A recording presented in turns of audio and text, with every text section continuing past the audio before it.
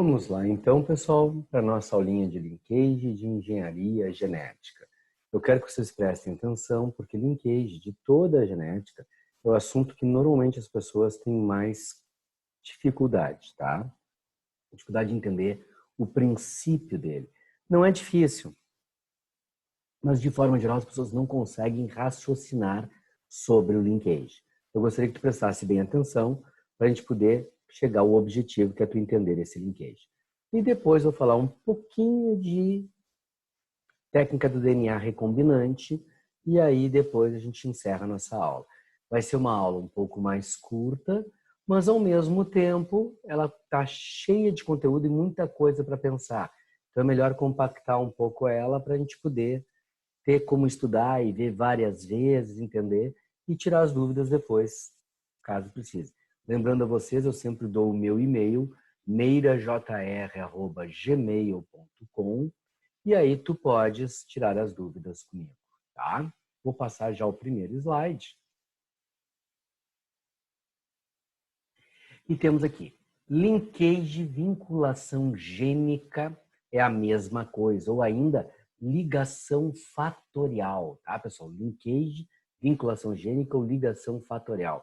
São três nomes para a mesma coisa, tá? O que acontece com linkage? Até agora, na genética, nós sempre estudamos os genes em cromossomos diferentes. E como eles estavam em cromossomos diferentes, a gente aplicava aquela lei da matemática, a propriedade distributiva da matemática, e fazia todas as combinações possíveis. E como tinha todas as combinações possíveis, o percentual de todas as combinações era igual. A chance de eu formar o gameta azão-bezão era exatamente a mesma de eu formar o gameta azão-bezinho. No linkage é justamente isso que vai mudar. A proporcionalidade dos gametas. Vai tirar aquela igualdade de sempre, tá? E ter gametas com probabilidades diferentes. E se os gametas têm probabilidades diferentes, vai alterar também a probabilidade dos indivíduos serem daquela forma. Então, eu peguei dois exemplos de cromossomos aqui, de pares de cromossomos homólogos.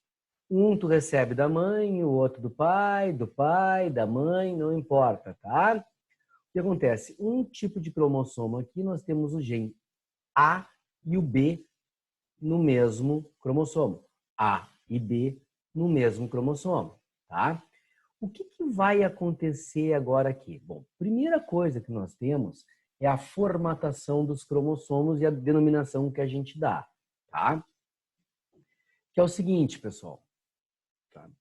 Quem tem a formatação, o azão e o bezão, os genes dominantes estão no mesmo cromossomo e os recessivos no outro, a gente chama esse tipo de formatação cis. E quando eu tenho dominante com recessivo e dominante, é a formatação trans. Isso é só uma denominação sobre a disposição dos genes. O que importa é que, nos dois casos, eu tenho o gene A e o gene B no mesmo cromossomo. Tudo tranquilo até aí? Ok? Então vamos seguir, tá, pessoal? O que acontece? Quando eu tenho o gene A e o gene B, nós temos uma situação importante, pessoal. A tendência é esses genes serem mandados juntos para os gametas, porque afinal de contas, tá? O que vai acontecer? Na hora de formar o gameta, esses dois cromossomos têm que se separar. Então se separa aqui, ó. Separa aqui e separa aqui. Então qual é a tendência natural? Olha só. Se esse separa aqui, se vai para uma célula ou para uma célula, eu formo um cromossomo com um gene A e B aqui e com um gene Azinho e Bzinho aqui. Só isso. Então, qual é a probabilidade de eu formar um cromossomo diferente do que eu tenho aqui? É se entre eles houver uma coisa chamada crossing over. Tu lembra o que é o crossing over? O crossing over é a troca de partes dos cromossomos homólogos. A troca que tu vai trocar uma parte do cromossomo que tu recebeu do teu pai com o cromossomo que tu recebeu da tua mãe. Então, tu imagina o seguinte, ó. Aqui está o cromossomo que tu recebeu da tua mãe, os dois pretinhos. O que vai acontecer? Quando esses cromossomos se separarem, tu manda um para uma coisa, o outro para o outro. Um para um espermatozoide, outro para o outro, um para um óvulo, outro para o outro. Estão separados e formou o cromossomo preto. Aqui estão os cromossomos que veio do teu pai. Na hora de formar o espermatozoide e o óvulo, tu manda um para um e o outro para o outro, tá? Então, tu vai ter essa separação.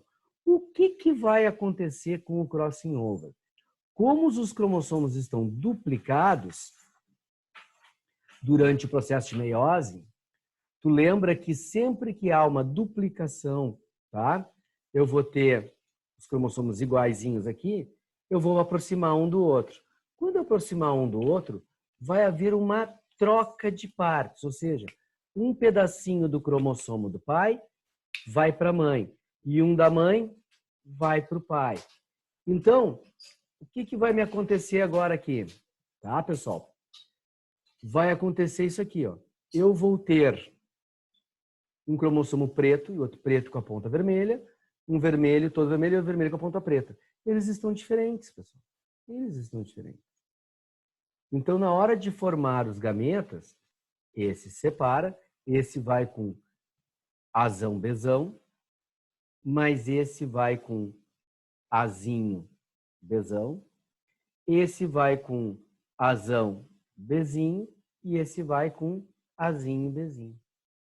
4 gametas diferentes, tá? O problema, que aí fecha com tudo que a gente aprendeu até agora, só que o problema real é que o percentual para isso acontecer vai ser diferenciado. Porque a chance de acontecer o crossing over entre um gene e outro aumenta com a distância entre eles. E tu tens que saber o seguinte, pessoal, que a probabilidade de crossing vai no... Opa, enrolou a língua aqui. Probabilidade de crossing, ela vai de 0 até 50%. Não pode passar de 50%. Por quê? Porque não vai existir a possibilidade de eu ter mais chance de trocar as partes do que de não trocar.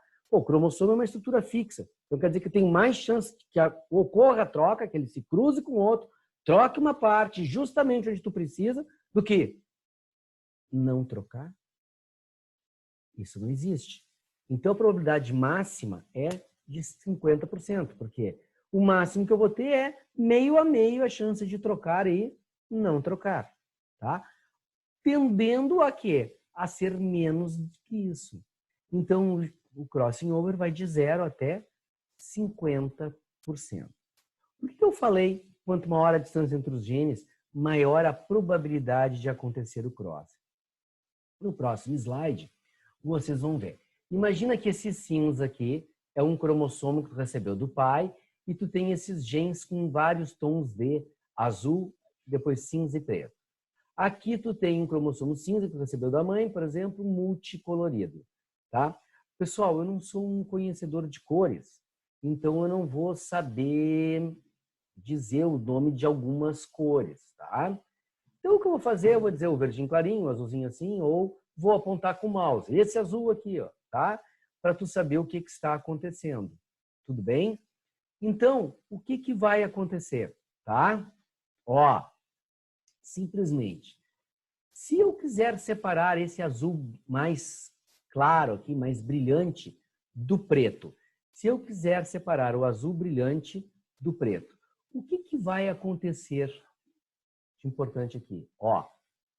Se o crossing over acontecer na linha A, o gene azul vai para o cromossomo da mãe e essa cor de tijolinho aqui vem para o pai. Então, o primeiro cromossomo que estaria aqui seria o tijolinho, depois teria o azul, azul, azul, cinza e preto. E aqui seria o azul claro, vermelho, laranja, amarelo, alaranjado, amarelo, o que quer chamar, tá? Essa cor aqui, o verdinho claro, um verdinho e o verde mais musgo, mais escuro. Tranquilo? Bom, mas se o crossing over acontecer na linha B, tá? O que vai acontecer aqui? Tá? Os dois primeiros genes azuis passarão para lá, o cor de tijolinho e o vermelho para cá. Aí eu vou ter tijolinho vermelho, e esses todos aqui, e aqui eu vou ter o azul bem claro, o azul, né? pouquinho mais escuro e essas cores aqui, tá? Se o crossing over acontecer na linha C, eu sei que isso está chato, pessoal, mas eu quero que tu veja a lógica. Na C, o que vai acontecer? Esses 3 genes aqui, o tijolinho vermelho e laranja vem para cá e esses 3 tons de azul vem para cá. Se acontecer na linha D, o cinza e o preto vão para cá, o verde mais fortezinho aqui e o verde musgo vem para cá. Então, eu vou ter o azul e o verde aqui embaixo. Aí eu vou ter aqui o tijolinho e o preto aqui embaixo, cinza e preto, e aqui os 2 tons de verde. Ok? Se acontecer na linha E, o preto vem para cá, o verde musgo vem para lá e eu separo o azul do preto. Então, para eu conseguir separar o azul do preto, nestes 5 pontos pode acontecer o meiose, o crossing over da meiose. Tá? Se acontecer no ponto A, no ponto B, no C, no D e no E, nesses 5 pontos eu separo o azul do preto. Fechou, pessoal? Eu fiz assim para não fazer 5 slides mostrando, ó, trocou, né? Porque aí fica, né, bem cansativo. Talvez até fosse melhor de entender um pouco, mas, né, ficaria, né, vendo mais um slide, então não lembrava mais como é que era o primeiro. Então eu estou fazendo assim, tá? Bom, agora eu quero separar o azul brilhante desse aqui desse azul mais clarinho aqui. Aonde tem que acontecer o crossing over? Somente na posição A. Só na A. Então, para eu separar este primeiro azul deste aqui, só pode acontecer o crossing na posição A, porque o azul vem para cá e o cor de tijolinho vem para cá. Porque se acontecer na B, os 2 azul vão para lá e os 2 genes são juntos. Na C, na D, na E, a mesma coisa. Então, a única chance de separar esses 2 genes é acontecendo o crossing exatamente na posição A. Mas para eu separar o azul do preto, eu tenho todas as posições aqui de A até E para acontecer o crossing over. Então, quanto mais distante for os genes, maior a probabilidade de acontecer o crossing over entre eles. Ficou claro isso, pessoal? Tem problemas? Então, lembre uma outra coisa, que o crossing over pode ser chamado de crossing over, permutação, recombinação ou processo sinaptonêmico, tá? São todos os nomes possíveis para o raio desse crossing over. Fechou? Maravilha. Então, ó, próximo slide. E aí tu vai entender agora com os genezinhos. Peguei lá um cromossomo na posição cis, podia ser na trans, tanto faz, o raciocínio é exatamente o mesmo, tá? O que vai acontecer? A distância entre os genes é medida pelo próprio crossing over. Então, se estabeleceu o seguinte, que cada 1% de chance de crossing é uma unidade de distância entre os genes. Tá? Cada 1% de chance de crossing é uma unidade de distância. E essa unidade de distância vai permitir eu saber o quê? Qual a posição dos genes no cromossomo. Ó, esse tem 1% de chance de troca com aquele, mas o outro tem 5%, então ele está mais embaixo. O outro tem 30%, então ele está mais para cá. Como eu vou saber a posição dos genes no cromossomo, eu posso chamar isso de mapeamento genético.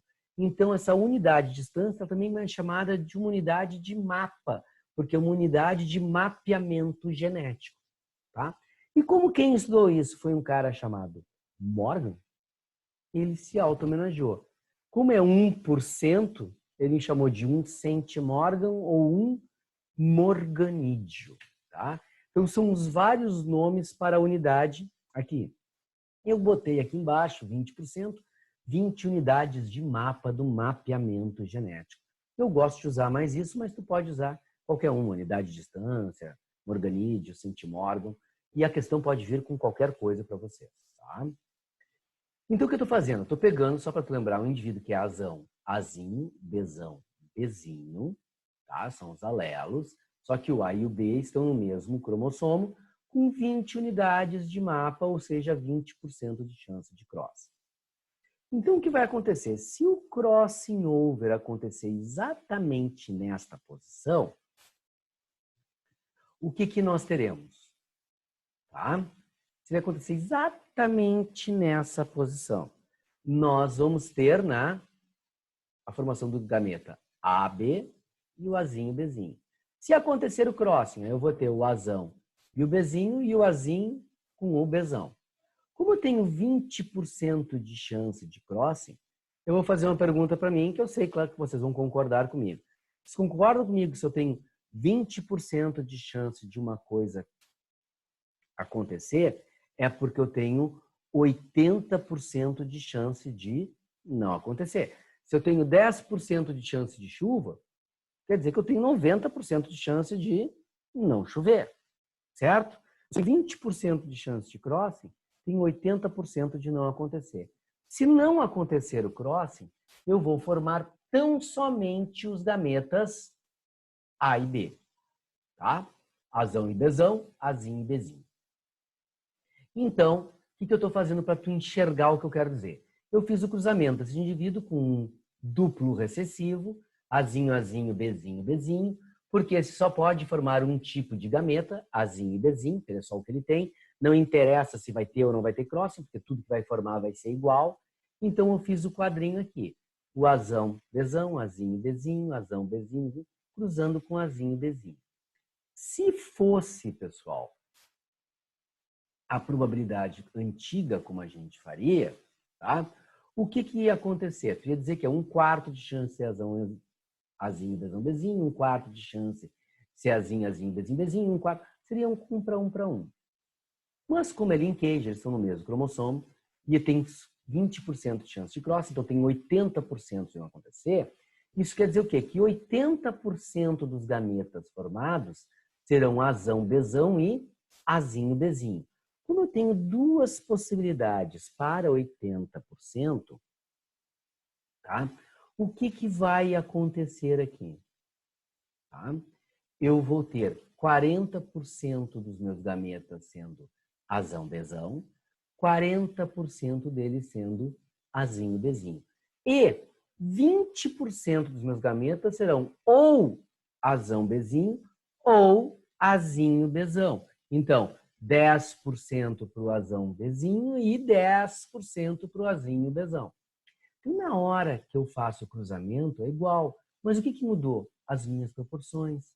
Eu vou ter 40% de chance de ser Azão, Azinho, Bzão, Bzinho. E 40% de chance de ser Azinho, Azinho, Bzinho, Bzinho. Mas 10% de chance de ser Azão, Azinho, Bzinho, Bzinho.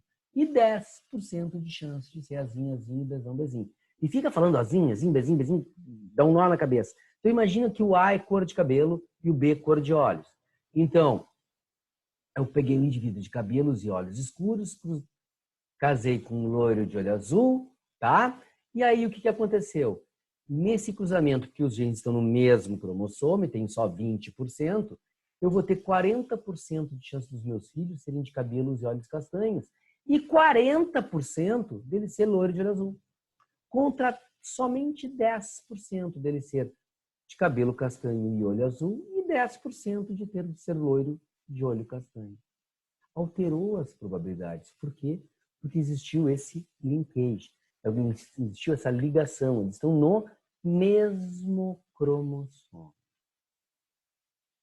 Foi, pessoal? Aqui, um outro exemplo.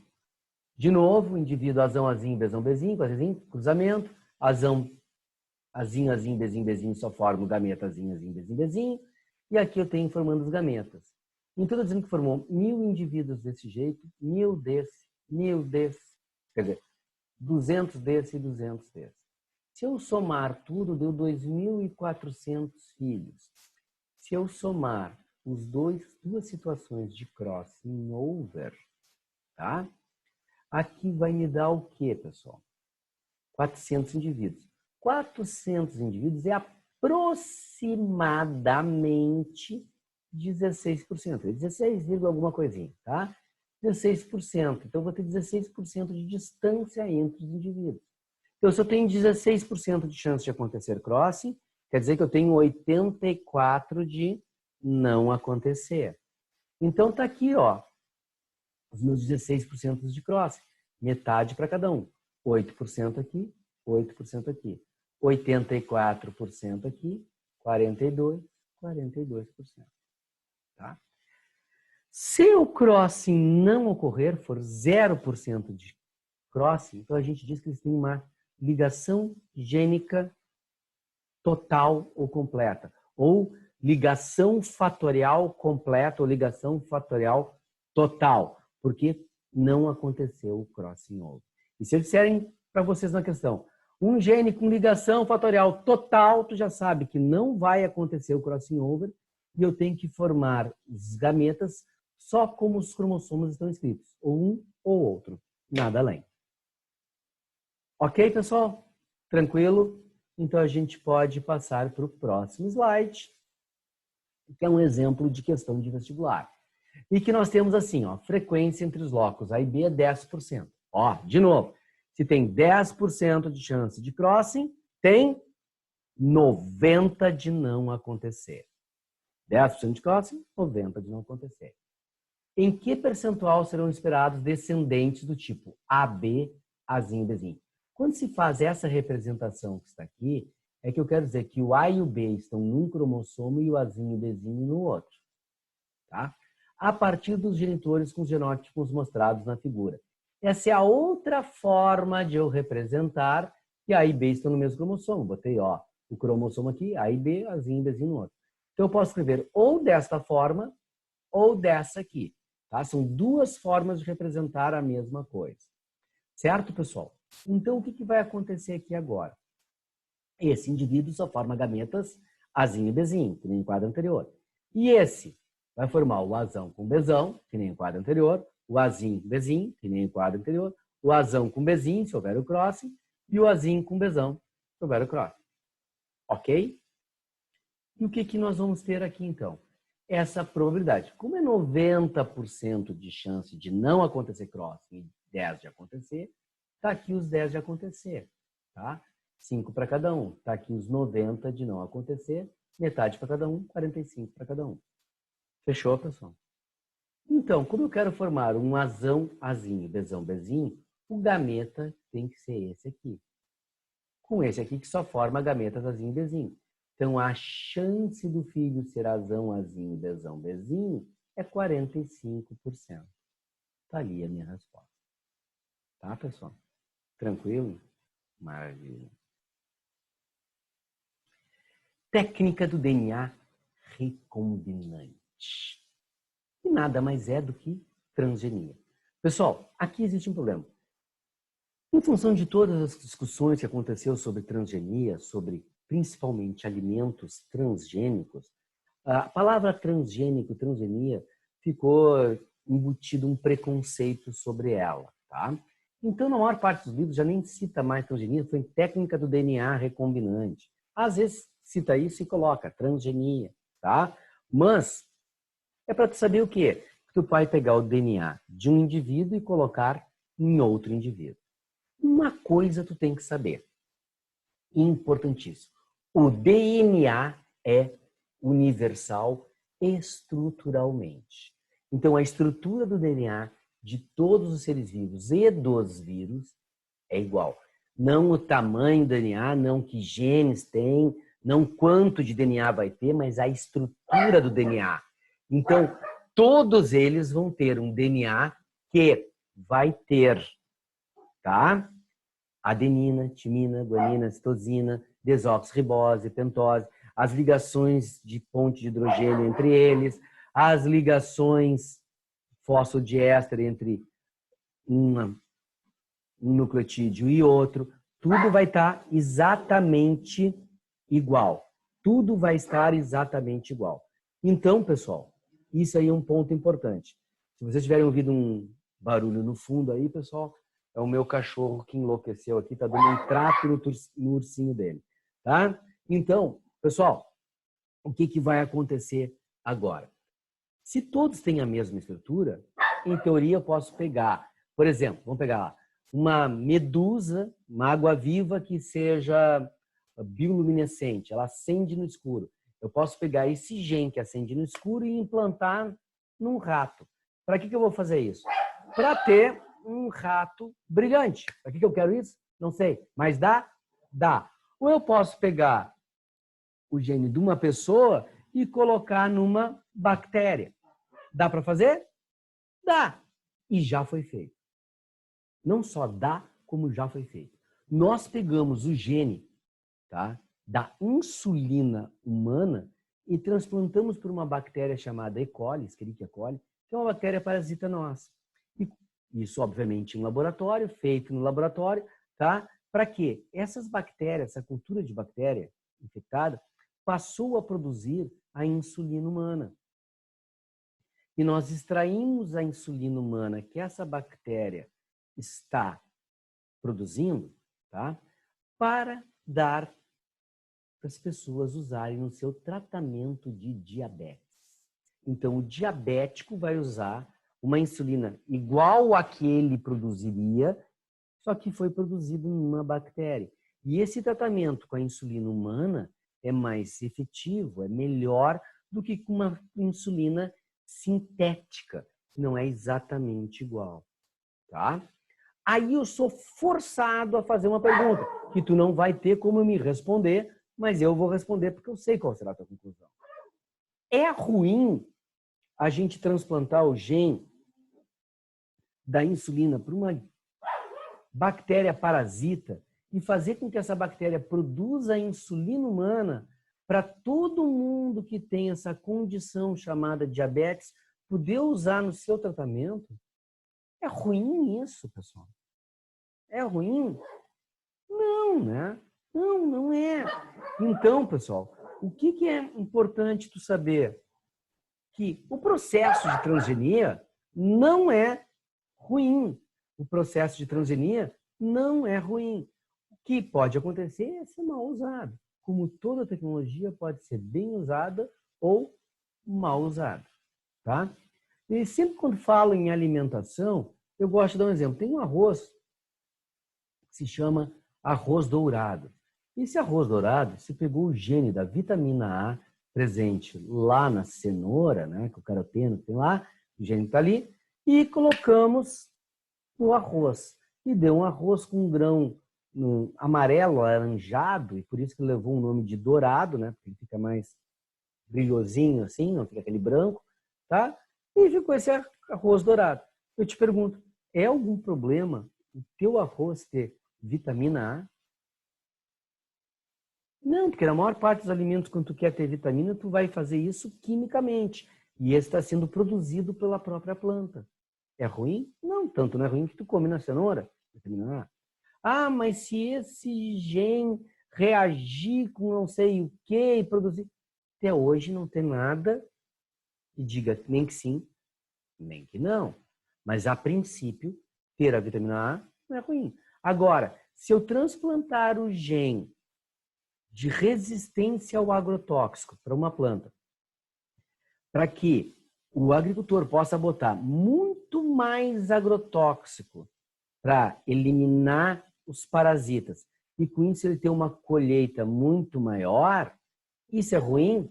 Claro que é, porque aí eu vou estar comendo uma planta repleta de agrotóxicos que a gente já sabe que é ruim. Então isso é ruim. Então não é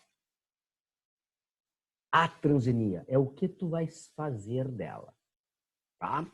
Bom, mas agora vocês vão ter que saber alguns passos e vocês vão ter que concordar comigo em algumas coisas.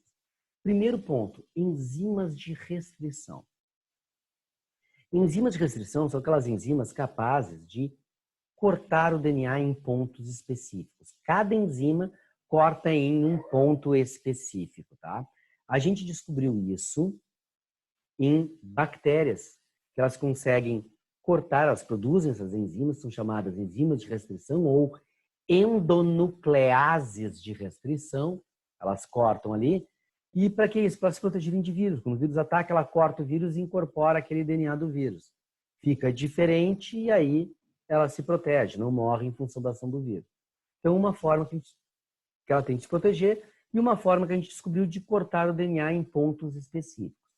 Então, eu vou cortar o DNA usando essas enzimas. Porque vocês vão concordar que se eu quero passar o gene do homem para a bactéria, de alguma forma eu tenho que tirar o gene do homem. Então, eu tenho que recortar da onde ele está para poder colar na bactéria. E na bactéria, o que eu vou fazer? Para colar aquilo ali, eu vou cortar o DNA dela também para poder colar aquele ali, né? Não tem como eu colar por cima. Então, eu tenho que cortar para colar. Porém, tem uma coisa, pessoal. Como essas enzimas, elas cortam em pontos específicos, a enzima que eu usar no homem é a mesma que eu tenho que usar na bactéria. Por quê? Porque é o mesmo ponto de cola, tá? Então, o que vai acontecer aqui que é importante saberem? Eu vou passar o slide aqui para vocês verem. Esse aqui, ó, é uma enzima, tá? A fonte aqui, tirou? A enzima BAN, HI. Vocês não tem que decorar, só quero que tu entenda que tem que ser a mesma. Não é para decorar essas enzimas, tá? Isso aqui até, inclusive, eu tirei de um livro, tirei foto do livro e botei aqui, tá? Para vocês saberem. Tirei foto do livro e botei aqui. Tá? Então, isso aqui não fui eu que fiz, tirei foto do livro e botei aqui só para explicar isso. Porque cada livro traz um grupo de enzimas diferentes, não importa quais são, é só para tu saber. Tá? A BAN HI corta exatamente nesse ponto. Entre dois Gs e o G é seguido de um A. Então, nessa sequência, quando tem GAT, GGAT, ele corta entre os G. Então, se eu usar a BAN HI no homem, eu tenho que usar a BAN HI na bactéria. Se eu usar a RIND3 no homem, eu tenho que usar a RIND3 na bactéria. Não interessa, tá? Qual é? Tranquilo? E são as enzimas, só alguns exemplos, tá? Só alguns exemplos. Certo? Voltamos aqui, então. Bom, já cortei o meu DNA. Vocês concordam que agora eu tenho que colar ele lá? Então, nós vamos usar as chamadas ligases, que são as enzimas para unir o DNA. Se eu tenho a enzima para cortar, eu tenho que ter a bonder para colar, que é a chamada ligase. Vou colar. E quando eu faço isso, para garantir que na reprodução daquela célula sempre tem esse gene sempre seja funcional, a gente precisa de um veículo de clonagem do gene, para que não corte esse gene, que esse gene não caia, não saia, não se reúna, né? Faça alguma atividade, eu vou ter esse veículo de clonagem, que pode ser um vírus, que o vírus quando entra na célula, ele replica os seus genes, ou pode ser uma estrutura que existe nas células bacterianas, chamada plasmídio. O plasmídio é uma porção de DNA circular, que tem os principais genes que a bactéria precisa produzir em grande quantidade. Tudo aquilo que a bactéria precisa ter um acesso rápido, ela usa aqui. Tá? Ela vai usar aqui. Tudo bem? É igual a descagem rápida do teu celular, por exemplo. Ao invés de ficar procurando o número do telefone da tua mãe em toda a listagem, tu coloca na descagem rápida. Tu vai lá na descagem rápida, mãe, já liga direto. Tá? Essa é a ideia. Tu não copiou, tu não fez outro caderneta, só fez um link, pá, vai direto, é o que quer. Ou se tu não gosta desse exemplo, para mim tem um exemplo que é fantástico, ou melhor, mas nem sempre as pessoas entendem isso no computador, que é a memória RAM. No teu computador tu tem dois tipos de memória, o HD, que é o hard disk, e a memória RAM. No HD tu tem todos os programas, tudo que tu precisa, tudo que tem que ser feito, tudo que pode ser feito está lá no HD. É o núcleo, tá? É o material nuclear, é o cromossomo bacteriano, é aquela estrutura toda, o nucleóide da bactéria, tá? E tu tem a memória RAM. Para que é a memória RAM? Quando tu vai acessar um programa, por exemplo, o Word, e ele está carregando no teu computador, o que ele está fazendo? Ele está procurando no HD todos os pontos, extraindo tudo que ele pode, por isso quanto mais memória RAM, melhor. Quanto mais ele pode de itens sobre esse programa e botando na memória RAM. E o que acontece? A partir desse momento que ele fez isso, quando tu começar a acessar, ele não acessa mais a memória principal. Ele só vai acessar a memória RAM e vai aqui direto. Quando o teu computador ficar lento de novo, é porque aquele comando que tu mandou não tinha mais na RAM. Ele teve que procurar lá no disco central e aí demora mais. E o plasmídio é justamente isso. É a memória RAM da bactéria. E essa, como é um DNA, DNA pode se duplicar. Então, tu colando ali, quando a bactéria se duplicar, esse plasmídio também se duplica e vai ter a duplicação e vai garantindo a presença desse gene. Tranquilo, pessoal? Como eu disse que aqui ia ser uma coisa resumida, é só para vocês entenderem mais ou menos do que se usa na técnica do DNA recombinante. Tá, pessoal? Tchau.